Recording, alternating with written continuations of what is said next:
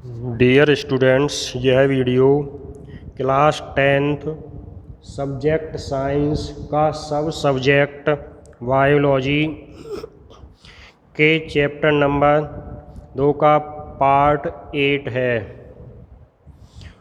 इसमें हम बात करेंगे जीवाश्म के संबंध में। सबसे पहले जीवाश्म आप सोशल साइंस में काफ़ी समय से पढ़ते आ रहे हैं कि जीवाश्म क्या होते हैं। जीवाश्म जीवों के ऐसे अवशेष होते हैं जो खुदाई आदि से प्राप्त होते हैं, अर्थात हम कह सकते हैं कि जीव के परिरक्षित अवशेष जो खुदाई से प्राप्त होते हैं और जीवाश्म कहलाते हैं। जैसे कोई मृत कीट या जीव गर्म मिट्टी आदि में सूखकर कठोर हो जाता है, जैसे अमोनाइट, ये अकशेरुकी जीवाश्म है। नाइटिया मछली का जीवाश्म, ट्राइलोबाइट कशेरुकी किसी जंतु का जीवाश्म। अब बात आती है जीवाश्म का समय निर्धारण, यानी जीवाश्म कितना पुराना होता है, इसकी हम कैसे जानकारी कर सकते हैं। तो जीवाश्म का समय निर्धारण करने के लिए मुख्य रूप से 2 विधियां होती हैं कि खुदाई करने पर पृथ्वी की सतह के निकट पाए जाने वाले जीवाश्म गहराई में पाए जाने वाले जीवाश्मों की अपेक्षा अधिक नए होते हैं, यानी जो पृथ्वी की सतह के निकट के जीवाश्म होते हैं वो नवीन होते हैं, और जो अंदर की वो गहराई में चलते जाते हैं वो जीवाश्म पुराने होते हैं। इसके बाद होता है फॉसिल डेटिंग। इसमें जीवाश्म में पाए जाने वाले किसी एक तत्व, यानी जीवाश्म में से किसी एक तत्व को लिया जाता है और उसके विभिन्न समस्थानिकों के अनुपात के आधार पर उसका समय निर्धारण किया जाता है। अब नेक्स्ट हेडिंग आता है विकास एवं वर्गीकरण। वर्गीकरण आपने पढ़ा है कि वर्गीकरण जीव जंतुओं का वर्गीकरण किया जाता है और किस किस रूप से इनका वर्गीकरण किया जाता है। तो वर्गीकरण किस प्रकार किया जाता है, इसमें हमारा एक विषय वस्तु विकास भी इससे जुड़ा होता है, यानी विकास के आधार पर उन जीवों का आगे की ओर वर्गीकरण किया जाता है। तो इस तरह से हम कह सकते हैं विकास और वर्गीकरण दोनों आपस में जुड़े होते हैं। जीवों का वर्गीकरण उनके विकास के संबंधों का एक प्रतिबिंब होता है, अर्थात हम कह सकते हैं सेकंड पॉइंट है 2 जातियों के मध्य जितनी अधिक समानताएं होती हैं उनका संबंध भी उतना ही निकटवर्ती होता है, यानी किन्हीं 2 जातियों में जितनी ज़्यादा समानताएं होंगी वो भी आपस में उतनी ही निकटवर्ती अर्थात समीप की होंगी। तीसरा पॉइंट है 2 जातियों में जितनी अधिक समानताएं होंगी उनका उद्भव भी, यानी उनकी उत्पत्ति खोज भी निकट अतीत में समान पूर्वजों से हुई होगी। यानी जितनी समानताएं होंगी वो भी अतीत में उन्हीं के पूर्वजों से उत्पन्न हुई होंगी। चौथा पॉइंट, जीवों के मध्य समानताएं उन जीवों को एक समूह में रखने और उनके अध्ययन का अवसर देती हैं, यानी जिन जीवों में समानताएं होती हैं उनको हम उनसे संबंधित जीवों के एक समूह में रख सकते हैं और उन्हीं के आधार पर उनका अध्ययन कर सकते हैं। अब आता है पॉइंट विकास के चरण।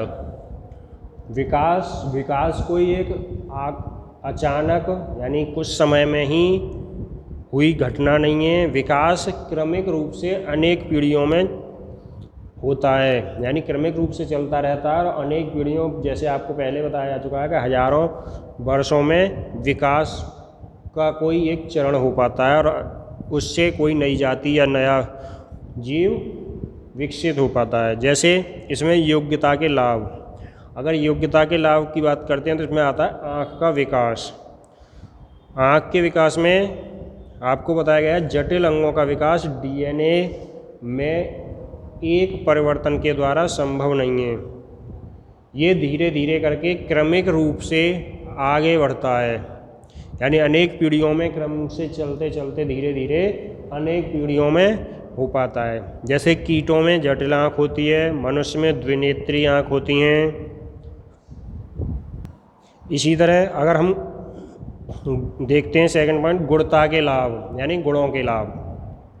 इसमें जैसे पंखों का विकास, तो पंख पहले जीवों में ठंडे मौसम के ऊष्मा रोधन के लिए विकसित हुए, यानी ठंडे मौसम में ऊष्मा रोधन के कार्य में के लिए विकसित हुए और बाद में इनको उड़ने में भी प्रयोग किया गया, यानी उड़ने में भी उपयोगी हो गए। इस तरह से पंखों का धीरे धीरे विकास उत्पन्न हुआ। इसके बाद नेक्स्ट पॉइंट है हमारा कृत्रिम चयन। कृत्रिम चयन, कृत्रिम के बारे में जानते हैं, जो चयन मनुष्य द्वारा किया जाता है, अर्थात कृत्रिम कोई भी चीज़ होती है जो मनुष्य द्वारा बनाई जाती है वो कृत्रिम होती है। अब कृत्रिम चयन में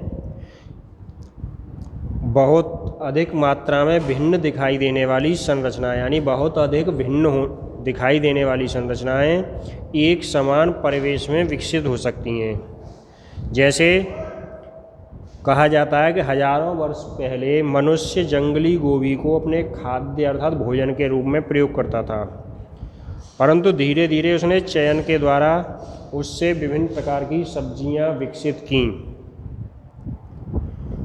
जैसे आप जानते हैं कि फूल गोभी, बंद गोभी, ब्रोकली, इस तरह की ये सभी जंगली गोभी से विकसित जातियां हैं। तो जंगली गोभी से को पहले विकसित किया गया, गांठ गोभी और केल कहते हैं हम केवल चौड़ी पत्तियों वाली पौधों को। तो उसके बाद फूल गोभी आई, फूल गोभी में परिवर्तित हुई। फूल गोभी से आपने देखा होगा ब्रोकली, वो भी एक गोभी की प्रजाति है, तो ब्रोकली विकसित की गई। इस तरह से ये सभी का उद्भव केवल जंगली गोभी से हुआ। तो ये सभी कृत्रिम चयन के अंतर्गत आती हैं। अब नेक्स्ट पॉइंट, मानव विकास। मानव विकास, अब तक आप ये जैव विकास पढ़ते आ रहे हैं, तो जैव विकास में जिन साधनों का प्रयोग किया जाता है उन्हीं के द्वारा हम मानव विकास का अध्ययन कर सकते हैं, यानी उन्हीं से हम मानव विकास का अध्ययन किया जाता है। जैसे समय निर्धारण, जीवाश्म अध्ययन, उत्खनन, डीएनए का अनुक्रमण। तो इन्हीं का प्रयोग करके मनुष्य के विकास का अध्ययन कर सकते हैं और यही साधन हमारे जैव विकास में सहायक होते हैं। अगर हम मानव विकास की बात करें संक्षिप्त में, क्योंकि मानव विकास बहुत विस्तृत है, इसमें आपने पढ़ा होगा सामाजिक विज्ञान में कि मनुष्य का विकास अनेक चरणों में हुआ। पहले आदि मानव से अनेक विभिन्न चरणों में मनुष्य आधुनिक मानव में परिवर्तित हो पाया। लेकिन संक्षिप्त में बात करते हैं तो हम देखते हैं कि मनुष्य के रंग, रूप, आकृति आदि चीज़ों में अनेक विविधताएं हैं और जो इतनी प्रखर और अधिक हैं कि बहुत लंबे समय तक उसे एक मनुष्य की जाति के रूप में समझा गया। जैसे त्वचा का रंग, आपने देखा होगा बहुत से लोगों की त्वचा बहुत काली या बहुत गोरी होती है, सामान्य से बहुत ज़्यादा अधिक। तो इनको बहुत लंबे समय तक मनुष्य ही एक अलग जाति के रूप में देखता रहा, जबकि सभी मानव एक ही जाति के सदस्य हैं और इन सभी का उद्भव यानी उत्पत्ति एक ही स्थान अफ्रीका से हुई है। जो कि आधुनिक मानव होमो सैपियंस है, इसके प्राचीनतम सदस्यों को भी वहीं पर खोजा गया है। लेकिन ये धीरे धीरे समस्त पृथ्वी पर फैल गए, विभिन्न समूहों में बंटकर एक आगे पीछे विभिन्न दिशाओं में गए और कुछ पुनः वहीं वापस आकर मिल गए। इस तरह से ये प्रकार से क्रम अर्थात सिलसिला चलता रहा और मानव ही अर्थात मनुष्य ही एक ऐसी जाति थी जो अपना जीवन सर्वोत्तम अर्थात बहुत अच्छे तरीके से जीने का प्रयास करती रही और जैव विकास में सहायक बनी। तो इस प्रकार आपका ये चैप्टर यहाँ पर समाप्त होता है। धन्यवाद।